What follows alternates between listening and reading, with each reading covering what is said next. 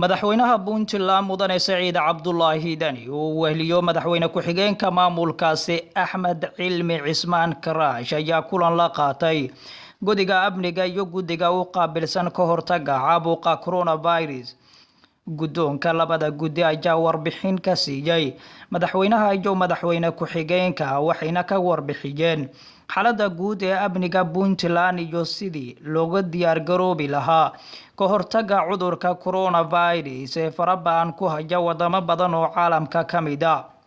go'aamo ka soo baxay shirkaasi ayaa waxaa ka mid ah in bandow xilliyada habeenkii lagu soo rogay deegaanada Puntland kaasi oo bilaabanaya 6 maqribnimo kuna eg ilaa 5 subaxnimo.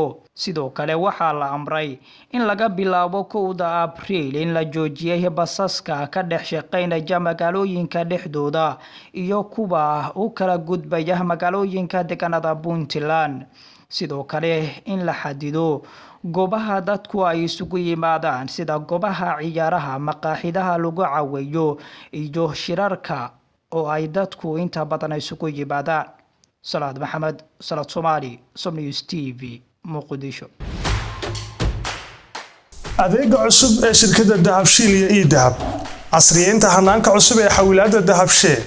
haddaba macmil adeegan cusub ee casriga ahi waxa uu ku sahlayaa in adigoo jooga gurigaaga ama goobtaada shaqo aad lacag ugu xawishid asxaabtaada iyo ehelkaaga jooga daafaha dunida.